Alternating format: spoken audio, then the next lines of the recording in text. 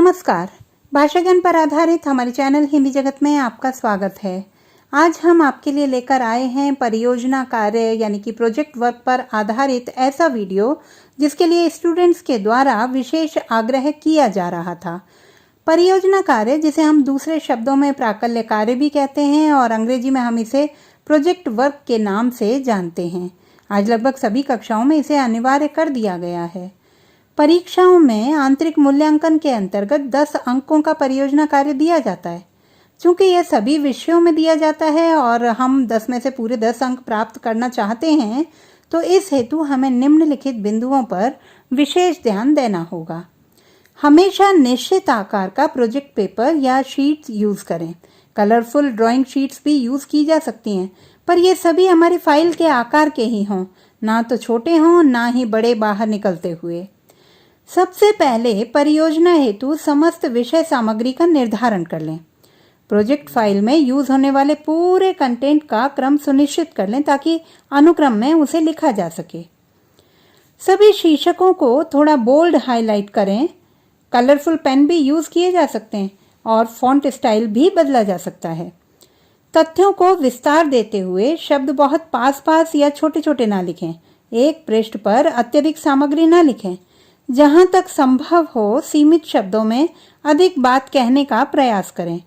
पृष्ठ के दोनों ओर ना लिखें, केवल एक ओर ही लिखें। तथ्यों को प्रामाणिकता देने हेतु उदाहरणों और चित्रों का प्रयोग आकर्षक रूप से करें। उदाहरण के तौर पर चित्रों को लगाने से पूर्व उसके आकार के अनुसार आकर्षक फ्रेम तैयार कर चित्र लगाएं। शुद्ध एवं सुंदर लेखन अत्यावश्यक है। यदि आपकी लिखाई सुंदर नहीं है अथवा त्रुटियों की अधिक संभावना है तो पहले पेंसिल से लिख लें, उस पर पेन चलाया जा सकता है। आजकल मार्केट में स्टेंसिल्स भी अवेलेबल हैं जिसकी सहायता से भी आप आकर्षक लेखन कर सकते हैं। ध्यान रखिए, परियोजना कार्य में आपके कंटेंट प्रेजेंटेशन के साथ साथ आपकी क्रिएटिविटी की भी महत्वपूर्ण भूमिका होती है। घर में बेकार पड़े शादी के कार्ड या अन्य आकर्षक कागजों को भी सज्जा हेतु प्रयोग में लाया जा सकता है। अक्सर विद्यार्थी क्रिएटिविटी दिखाने हेतु मोटी उभरी हुई चीज़ों को सज्जा हेतु प्रयोग में लाते हैं, परंतु वे प्रोजेक्ट को खूबसूरती बढ़ाने के स्थान पर बचकाना बना देती हैं। अतः पृष्ठ को सजाने के लिए आप चित्रकला का सहारा ले सकते हैं। मार्केट में उपलब्ध colourful blow pens, designer stencils, glitter sheets, stickers use किए जा सकते हैं जो पृष्ठ की सतह से चिपक जाएं, अधिक ना उभरें। एक ही बार में बैठकर पूरा प्रोजेक्ट कंप्लीट करने की अपेक्षा तसल्ली से एक एक शीट तैयार करें। अंत में पूरे कंटेंट्स और क्रिएटिविटी आदि से संतुष्ट होने पर ही उसे स्पाइरल बाइंडिंग करवाएं।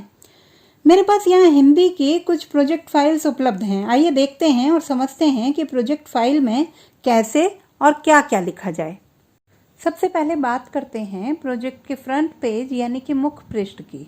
यह इतना आकर्षक होना चाहिए कि हमें उसे खोलने और देखने पढ़ने के लिए विवश कर दे।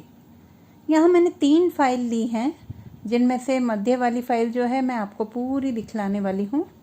इसमें बहुत सुंदर ढंग से हिंदी परियोजना को प्रस्तुत किया गया है। विद्यालय के नाम के साथ ही विद्यालय के चित्र को भी लगाया गया है। हिंदी परियोजना कार्य के साथ ब्रश का प्रयोग किया गया है जो कि उसकी कलात्मकता को दर्शाता है। यहाँ छात्रा ने विषय लिया है आधुनिक काल में काव्य, जिसे उसने सुंदर ढंग से लिखा है। साथ ही संपूर्ण पृष्ठ को भी कलात्मक ढंग से सजाया गया है। अगले पृष्ठ पर है अनुक्रम यानी कि इंडेक्स, जिसमें परियोजना में सम्मिलित सभी तथ्यों को एक निश्चित क्रम में लिखा गया है। इस पृष्ठ को भी कलात्मक ढंग से सुसज्जित किया गया है। सबसे पहले अभिस्वीकृति यानी कि एक्नॉलेजमेंट, जिसमें छात्रा के अनुसार यह प्रोजेक्ट उसने स्वयं अपने अन्य सहयोगियों की सहायता से पूर्ण किया है। साथ ही वह इस परियोजना कार्य से संबंधित सभी लोगों को धन्यवाद ज्ञापित करती है। अगला पृष्ठ है प्रमाण पत्र यानी कि सर्टिफिकेट, जिसमें छात्रा द्वारा किए गए कार्य को शिक्षक द्वारा सत्यापित किया जाता है।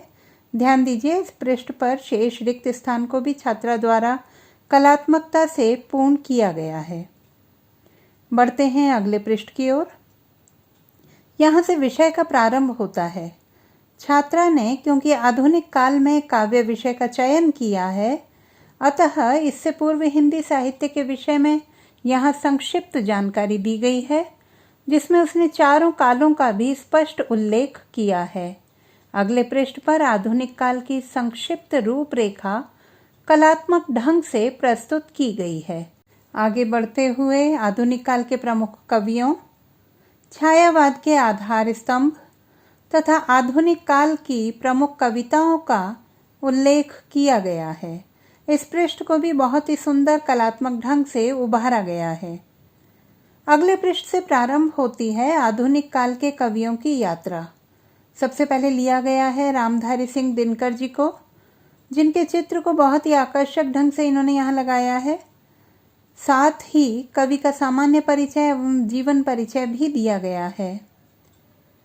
अगले पृष्ठ पर इनकी प्रमुख कृतियों का उल्लेख किया गया है, जिसके अंतर्गत पद्य एवं गद्य साहित्य की सूची दी गई है। अगले रचनाकार हैं नागार्जुन जी। इनके चित्र को भी कलात्मक ढंग से यहाँ प्रस्तुत किया गया है और सामने पृष्ठ पर इनका सामान्य परिचय एवं जीवन परिचय दिया गया है। अगले पृष्ठ पर इनकी प्रमुख कृतियाँ, जिसके अंतर्गत उनके कविता संग्रह, उपन्यास, मैथिल रचनाओं एवं बांग्ला रचनाओं का उल्लेख किया गया है। अगली रचनाकार हैं महादेवी वर्मा जी। यहाँ भी इनके सुंदर चित्र के साथ इनका सामान्य परिचय एवं जीवन परिचय दिया गया है। अगले पृष्ठ पर इनकी प्रमुख कृतियाँ, जिनमें कविता संग्रह, गद्य साहित्य तथा बाल साहित्य का विशेष रूप से उल्लेख किया गया है। इस पृष्ठ को भी बहुत ही सुंदर कलात्मक ढंग से सजाया गया है। अगले पृष्ठ पर है सुमित्रा नंदन पंत जी का चित्र, सामान्य परिचय एवं जीवन परिचय, जिसमें आगे बढ़ते हुए उनके प्रमुख कृतियों का भी उल्लेख किया गया है। यहाँ ध्यान दीजिए, रिक्त स्थान को कलात्मकता के साथ पूर्ण किया गया है। अगले पृष्ठ पर है बिब्लियोग्राफी यानी कि संदर्भ सूची, जिसमें छात्र ने परियोजना कार्य में संकलित सभी जानकारियों के स्रोत का उल्लेख किया है। इस पृष्ठ को भी कलात्मक रूप से सजाया गया है। और अंत में परियोजना मूल्यांकन का पृष्ठ लगाया गया है, जिसमें अध्यापिका की टिप्पणी एवं हस्ताक्षर हेतु रिक्त स्थान दिया गया है। अंत में कलात्मकता के साथ ही धन्यवाद भी लिखा गया है। तो बच्चों, आशा करती हूँ कि आप भली भांति समझ गए होंगे कि परियोजना कार्य को किस ढंग से निर्मित किया जाए, किन किन चीज़ों का विशेष रूप से ध्यान रखा जाए, ताकि परियोजना कार्य में पूरे अंक प्राप्त किए जा सकें। आज का यह वीडियो आपके लिए निश्चित रूप से उपयोगी सिद्ध होगा। भाषा संबंधी किसी भी समस्या के समाधान हेतु बने रहिए सुनीता भटनागर हिंदी जगत के साथ। आपका दिन शुभ हो।